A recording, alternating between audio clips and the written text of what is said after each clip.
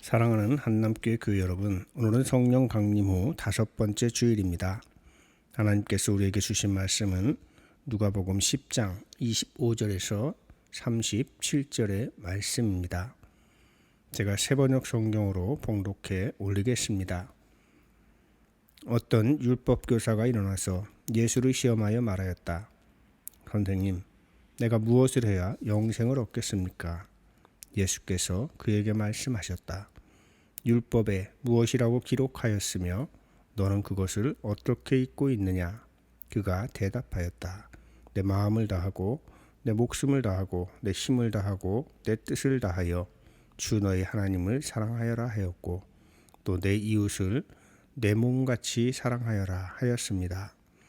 예수께서 그에게 말씀하셨다. 내 대답이 옳다. 그대로 행하여라. 그리하면 살 것이다. 그런데 그 율법 교사는 자기를 옳게 보이고 싶어서 예수께 말하였다. 그러면 내 이웃이 누구입니까? 예수께서 대답하셨다. 어떤 사람이 예루살렘에서 여리고로 내려가다가 강도들을 만났다. 강도들이 그 옷을 벗기고 때려서 거의 죽게 된 채로 내버려 두고 갔다. 마침 어떤 제사장이 그 길로 내려가다가 그 사람을 보고 피하여 지나갔다. 이와 같이 레위 사람도 그곳에 이르러 그 사람을 보고 피하여 지나갔다.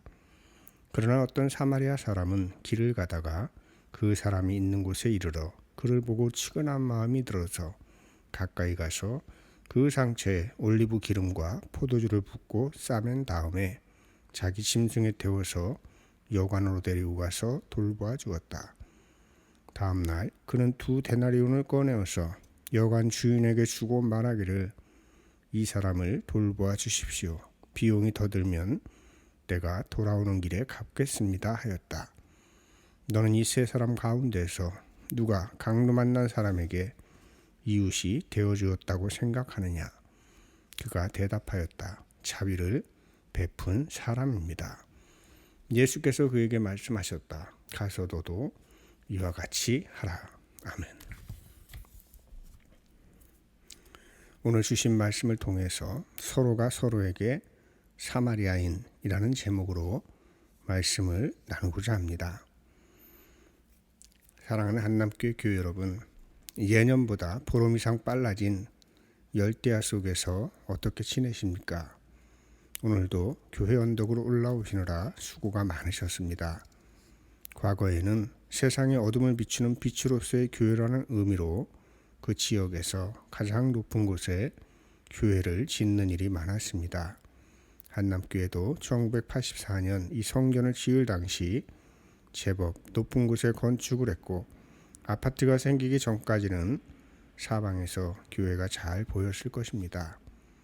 하지만 요즘은 교인들의 편의를 위해 낮은 곳에 교회를 많이 짓습니다. 높은 곳에서 낮은 곳으로 내려간 교회들이 겸손하게 세상을 섬기는 교회가 되었으면 좋겠습니다. 어느 날 한 율법 교사가 예수님께 아주 심각한 질문을 던집니다.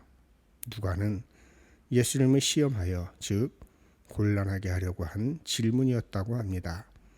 그 질문은 내 이웃이 누구입니까? 였습니다. 그런데 동기가 순수하지 않았던 것입니다. 이 질문은 이웃을 사랑하라고 하신 예수님께서 사랑해야 할 이웃은 비판하고 미워해야 할 원수를 사랑하고 있다는 인식이 자리하고 있는 것입니다. 율법학자에게 있어서 이웃은 유대인이었으며 그의 하나님은 유대인의 하나님이었습니다. 그러나 예수님의 이웃은 어려움에 처한 모든 사람들이었으며 하나님은 온 세상 만민에게 은총을 내리시는 분이셨습니다. 이런 생각에 간극이 있기에 어떤 대답을 내놓아도 율법 교사는 흔쾌하게 받아들일 수 없었을 것입니다. 예수님은 율법 교사의 불순한 동기를 아셨음에도 대화를 이어가십니다. 율법에 뭐라 기록이 되어 있으며 너는 그것을 어떻게 읽느냐? 그러자 율법 교사답게 막힘없이 대답합니다. 내 이웃을 내 몸과 같이 사랑하여라 하였습니다. 그러자 예수님께서는 그의 대답에 긍정하시며 그대로 행하여라 그리하면 살 것이다 대답하십니다. 그러자 율법학자는 공경에 빠졌습니다. 자기가 던진 함정 질문에 자기가 빠진 셈이 된 것입니다. 그러자 그는 그대로 행하여라 하시는 말씀은 뒤로 하고 그러면 내 이웃은 누구입니까? 질문을 던집니다. 이 질문 끝에 예수님께서 들려주신 이야기가 선한 사마리아 사람의 이야기입니다. 그리고 율법 교사에게 반문하십니다. 누가 이 셋 중에 강도 만난 사람의 이웃이 되어 주었느냐? 질문이 완전히 달라졌습니다. 질문이 달라졌으니 대답도 달라질 수밖에 없습니다. 강도에게 습격당한 사람은 누구일까요? 예루살렘에서 여리고로 내려간다고 했으니 일단 사마리아인은 아닐 것입니다. 가능성은 유대인이거나 이방인일 터인데 이 이야기가 율법학자의 질문으로부터 시작된 것이므로 강도 만난 자는 유대인이라고 보는 것이 합당합니다. 그러면 이 이야기 속에는 단지 선한 사마리아인이 되어야 한다 하는 교훈에 머물지 않는 깊은 의미가 있다는 것입니다. 그러니 예수님의 누가 강도 만난 사람의 이웃이 되어주었느냐 하는 질문은 누가 강도 만난 유대인의 이웃이 되어주었느냐 하는 질문이 되기도 하는 것입니다. 이렇게 질문을 바꾸면 강도 만난 유대인이 원수처럼 지내는 사마리아인을 이웃으로 인정할 수 있는지에 초점이 모아집니다. 유대인이 사마리아인을 이웃으로 받아들이면 살 수 있겠지만 끝내 이웃으로 받아들이지 않으면 길가에 버려져 죽을 수밖에 없다는 것입니다. 반쯤 죽은 상태로 버려진 강도 만난 사람 옆을 지나가는 그들 역시도 그가 죽었는지 살았는지 알 길이 없었을 것입니다. 그것을 확인하려면 만져봐야 하는데 만일 시체라면 금과 옥조처럼 여기는 정결법을 어기는 것이 됩니다. 그러니 성전 관리인에 해당했던 두 사람은 이웃사랑이라는 율법을 지키지 못한다고 할지라도 정결법을 지키는 것이 낫다고 생각해서 그냥 지나간 것입니다. 게다가 강도 만난 자를 보면서 자신들도 강도를 만나지 않을까 두려웠던 것입니다. 그러니 그곳을 속히 벗어나고 싶었던 것입니다. 이렇게 이웃이 되어야 할 유대인들은 그냥 지나갔고 선한 사마리아인은 그를 돕습니다. 이것을 거절하면 사마리아인을 이웃으로 받아들이지 않으면 강도 만난 사람은 죽을 수밖에 없습니다. 그러니 이 말씀은 당시 이방인 그 중에서도 사마리아인이라면 개보듯이 하던 율법 교사에게 사마리아인들 너희가 죄인이라고 손가락질하는 이들을 너희의 이웃으로 받아들여야 너희가 살 수 있다 하시는 말씀인 것입니다. 오늘 우리의 현실에 이 말씀을 적용시켜 보겠습니다. 이 사진이 어떤 사진인지 아십니까? 여기에 사람이 살고 있습니다 라는 제목의 사진입니다. 폭염 속에 에어컨도 없는 비닐하우스에서 선풍기를 의지하여 살고 있는 사람들은 다름 아닌 이주민 노동자들이요 불법 체류자들입니다. 요즘 농촌에서는 대부분 비닐하우스 농사를 짓는데 이주민 노동자들이 없으면 농사를 지을 수가 없다고 합니다. 그들은 이미 우리나라 사람들이 기피하는 소위 3D 업종에서 저임금 장시간 노동을 묵묵히 견디며 우리나라를 먹여 살리고 있습니다.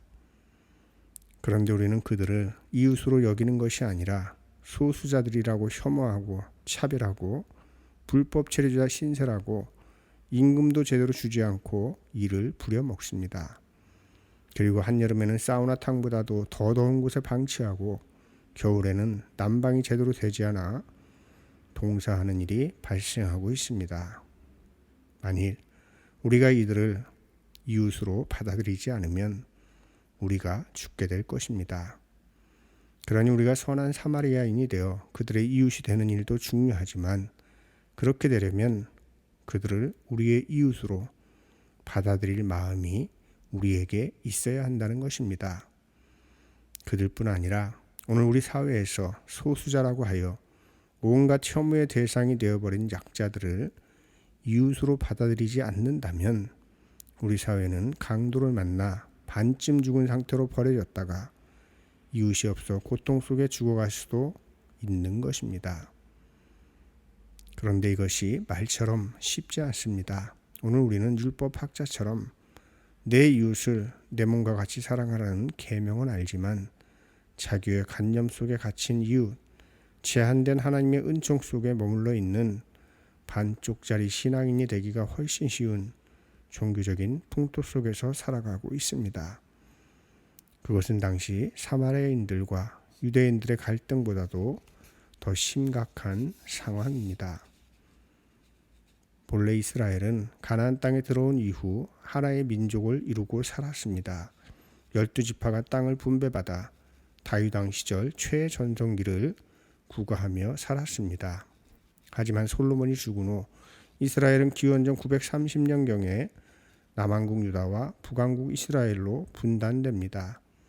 분단되고 200여 년이 지난 기원전 722년 북왕국 이스라엘은 아시리아의 멸망을 당합니다.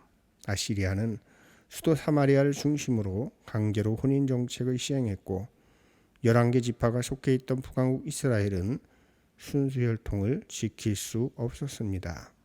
그러자 남왕국 유다는 순수혈통을 지키지 못했다는 이유로 개 같은 놈 취급을 했습니다. 그리하여 본래 한 민족이었지만 변원지간이 되었습니다. 하지만 200여 년이 지나 유다도 신흥강대국 바벨론에 의해 멸망당하고 바벨론의 포로로 끌려갑니다. 그렇게 디아스포라로 살아가던 유대인들에게 서광이 비칩니다. 페르시아가 바벨론을 멸망시키고 고레스 왕이 기원전 550년경 칙령을 내려 포로들을 고향으로 돌려보낸 것입니다. 고향으로 돌아가 성전을 재건하라 독려하며 재정적인 지원도 해주었습니다.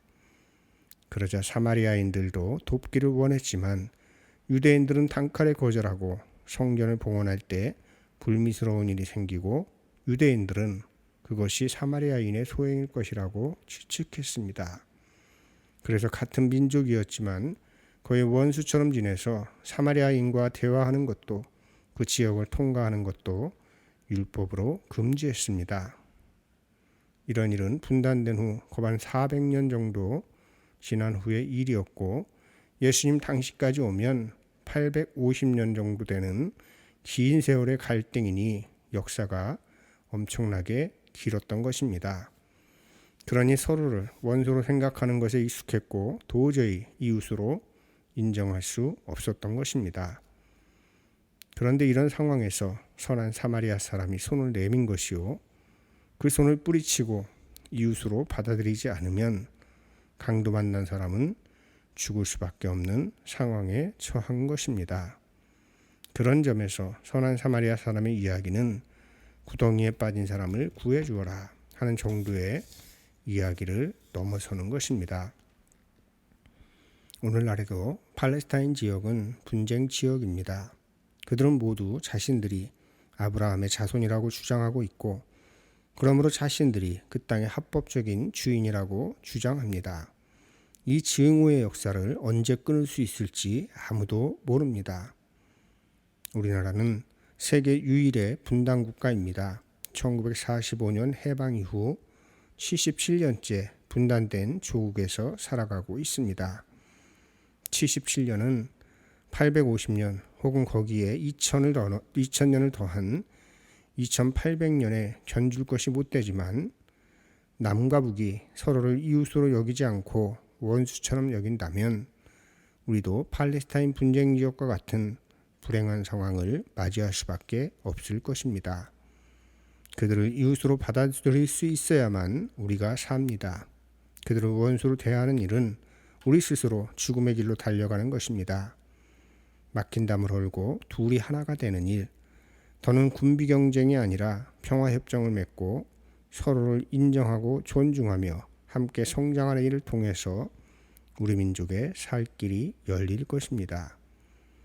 그 일을 위해서 기도하고 힘쓰는 것은 평화의 사도로 살아가라는 예수님의 말씀에 순종하는 일이요, 먼저 그의 나라와 그의 의를 구하라는 예수님의 말씀을 살아가는 것입니다. 하나님의 은총은 율법 교사가 생각하듯 유대인들에게만 머물러 있지 않습니다. 이웃은 율법 교사가 생각했던 유대인에만 국한되지 않습니다. 하나님의 은총은 온 세상에 펼쳐져야 하고 우리의 이웃 사랑은 확장되어야 합니다. 내가 그들의 이웃이 되어야 할 뿐 아니라 그들을 우리의 이웃으로 받아들여야 합니다.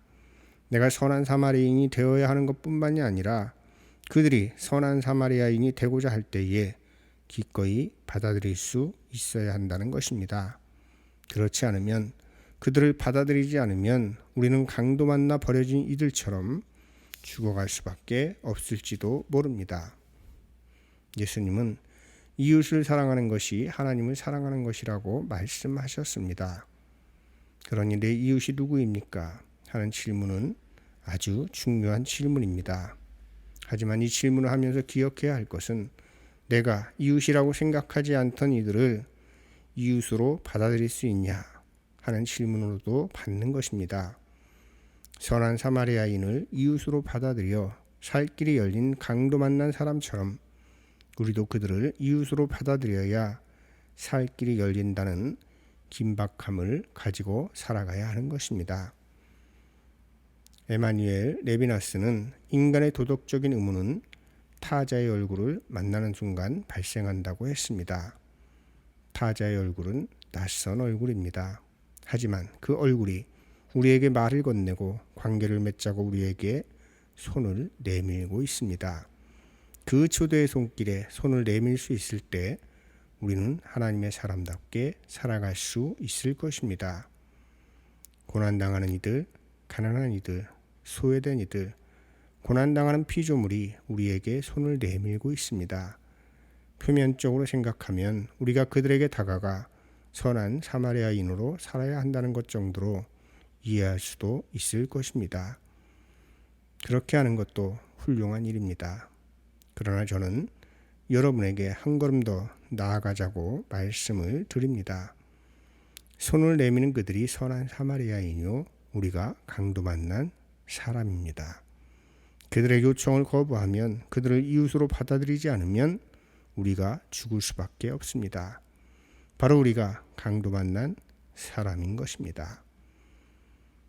하나님은 우리에게 영생의 길을 제시하셨습니다. 내 마음을 다하고 내 목숨을 다하고 내 힘을 다하고 내 뜻을 다하여 주 너의 하나님을 사랑하여라. 그리고 내 이웃을 내 몸과 같이 사랑하여라. 그동안 우리는 내가 선한 사마리아인이 되는 데에만 열중했습니다. 그러다 보니 정작 강도 만난 자신의 처지를 알지 못하고 살았습니다. 그러나 선한 사마리아인, 타자, 낯선 얼굴이 우리 앞에 서 있습니다. 그들을 우리의 이웃으로 받아들일지 배척할지는 우리의 몫입니다. 그리고 그 선택에 따라서 우리는 살 길로 나아갈 수도 있고 죽음의 길로 나아갈 수도 있습니다. 서로가 서로에게 선한 사마리아인이 되길 바랍니다. 그리고 서로가 서로에게 이웃이 되어 영생의 삶으로 나아가길 바랍니다. 아멘. 함께 말씀을 기억하면서 거듭기도 드리겠습니다. 주님, 혐오와 차별이 판치는 세상입니다. 하지만 그 길은 우리 모두가 죽은 길임을 깨닫게 하옵소서. 그들을 이웃으로 받아들일 수 있을 때 우리에게 살 길이 열린다는 것을 기억하게 하옵소서. 서로가 서로에게 선한 사마리아 여인이 되어 상처를 보듬게 하옵소서. 주님, 나를 사랑하게 하시고 그 사랑이 이웃에게로 넘쳐나게 하시고 그로 인해 하나님을 사랑하는 일에 다다르게 하옵소서. 예수님의 이름으로 기도드립니다. 아멘.